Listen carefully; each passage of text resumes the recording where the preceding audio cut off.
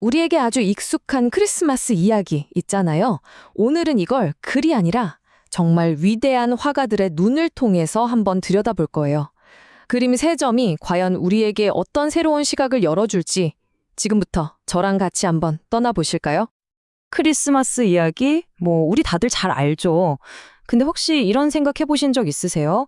과연 옛날 화가들은 우리가 이 이야기를 어떻게 보도록 만들었을까 하는 거요. 똑같은 이야기라도요, 화가의 붓끝을 거치면 완전히 다른 감동, 또 다른 의미로 태어나거든요.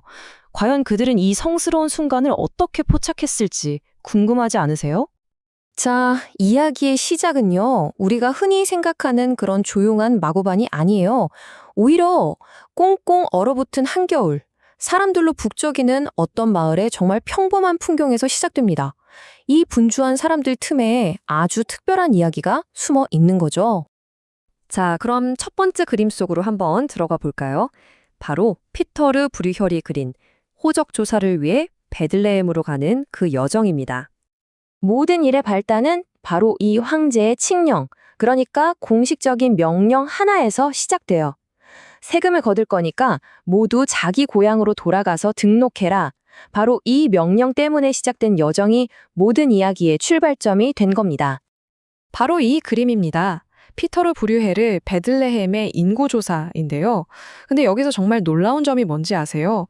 브류헬이 이 성서 속의 사건을 저 멀리 옛날 이야기가 아니라 바로 자기가 살던 16세기 플랑드르의 혹독한 겨울 풍경 속에다 그려넣었다는 거예요. 성스러운 이야기가 바로 우리네 삶 속으로 훅 들어온 그런 순간이죠. 자, 그림을 좀 더 자세히 들여다볼까요? 주인공인 요셉과 마리아, 혹시 찾으셨나요? 찾기가 쉽지 않죠? 브류얼은 일부러 의도적으로 그들을 이 수많은 사람들 속에 그냥 쓱 숨겨놓은 거예요. 왜 그랬을까요? 바로 이야기의 시작이 얼마나 평범하고 또 겸손했는지를 보여주려고 한 거죠. 성스러움이란 게 별거냐, 저 멀리 있는 게 아니라 바로 우리 주변에 이런 삶 속에 있다 하는 그런 메시지처럼 들리지 않으세요? 자, 이제 분위기를 한번 확 바꿔볼까요? 북적이는 마을을 떠나서요. 이번엔 아기 예수의 탄생을 처음으로 목격한 사람들, 그들의 내밀하고도 기적적인 순간으로 한번 가보겠습니다. 어서 베들레헴으로 가자! 주님께서 우리에게 알려주신 이 일이 대체 어떻게 된 건지 우리 눈으로 직접 보자. 천사의 계시를 받은 목자들의 외침이에요. 이 말에서 그 긴박함, 그리고 경이로움, 도저히 거부할 수 없는 어떤 강한 이끌림이 느껴지지 않으세요? 그들은 정말 모든 걸 내팽겨치고 그곳으로 달려갑니다. 그리고 이게 바로 두 번째 그림, 야코포 바사노의 목자들의 경배입니다. 와, 첫 번째 브리얼 그림하고는 분위기가 정말 완전히 다르죠. 그 넓던 풍경은 온데간데 없고 모든 시선이 단 한 곳으로 집중되는 아주 극적인 공간이 눈앞에 펼쳐집니다. 바사노는 빛을 정말 기가 막히게 썼어요. 어둠을 쫙 밀어내는 저 빛, 저게 바로 신성을 표현하는 거죠. 빛이 아기 예수에게서 나와서 주변 사람들을 쫙 비추잖아요. 그리고 저 목자들의 표정 좀 보세요. 놀라움과 경외심으로 가득 차 있죠. 화가는 이 극적인 빛과 그림자의 대비, 이걸 키아로스크로라고 하는데요.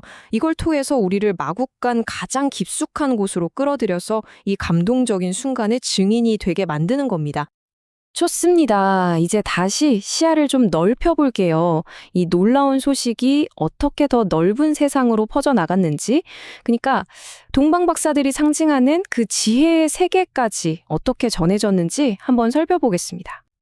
이 구절을 보면 이야기에 갑자기 어떤 정치적인 긴장감이 확 들어오죠. 그러자 헤롯이 점성가들을 몰래 불렀다. 새로운 왕이 태어났다는 걸 알리는 별은요, 방영이 기존 권력자한테는 엄청난 위협이었을 거예요. 이로써 아기 예수의 탄생은 그냥 한 개인의 조용한 이야기가 아니라 이제 역사를 뒤흔들 거대한 사건의 시작을 알리게 되는 거죠. 그리고 마침내 세 번째 그림, 바로 동방박사의 경배입니다. 아주 머나먼 여정의 끝에서 지혜와 권위를 상징하는 이 인물들이 마침내 새로운 왕의 탄생을 인정하는 바로 그 순간을 담고 있죠. 이 그림은 정말 상징으로 가득 차 있어요. 동방박사들이 바치는 황금, 유향, 몰약은 각각 왕권, 신성, 그리고 앞으로 겪게 될 순환을 의미하거든요. 그러니까 가장 낮은 곳, 마국간에서 시작된 이야기가 마침내 세상의 지혜로부터 인정을 받으면서 세계사적인 사건으로 전환되는 그 결정적인 순간을 이 그림이 정말 탁월하게 포착하고 있는 겁니다. 자, 이제 정리를 좀 해볼까요? 오늘 함께 본 이 세 가지의 다른 시선을 한자리에 모아서 똑같은 이야기가 화가에 따라 얼마나 다르게 해석될 수 있는지 한번 되짚어 보죠. 핵심은 바로 이 대비에 있어요. 불유혈한테 이 사건은요, 아주 거대한 세상 속에서 벌어지는 수많은 일들 중 하나처럼 보였어요. 하지만 바사노에게는요, 어둠을 밝히는 온 우주의 중심이었죠.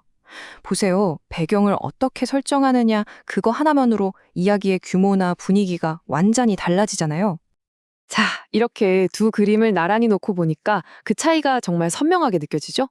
왼쪽은 일상의 소음으로 가득 차 있고, 오른쪽은 경건한 침묵이 흐르는 것 같아요. 한쪽은 사회적인 맥락을, 다른 한쪽은 지극히 개인적인 체험을 강조하고 있는 거죠. 아, 정말 두 화가가 이야기의 서로 다른 면을 얼마나 기가 막히게 포착했는지 알 수 있는 대목입니다. 결국 이겁니다. 예술은요, 그냥 이야기를 예쁘게 꾸미는 게 아니에요. 그걸 해석하는 행위죠. 화가는 마치 영화 감독처럼 뭘 강조할지, 뭘 보여줄지 선택하는 거예요. 그게 사회적인 맥락일 수도 있고, 인물들의 날 것 그대로의 감정일 수도 있고, 아니면 역사적인 중요성일 수도 있죠. 그리고 바로 그들의 선택이 수세기가 지난 지금까지도 우리가 이 이야기를 이해하고 느끼는 방식에 계속해서 영향을 미치고 있는 거고요. 자, 마지막으로 여러분께 질문 하나 던지면서 마무리할까 합니다. 만약 오늘, 바로 지금, 여러분이 이 이야기를 그림으로 그린다면 그건 과연 어떤 모습일까요? 배경은 어디일까요? 또 그림 속 인물들은 어떤 표정을 짓고 있을까요?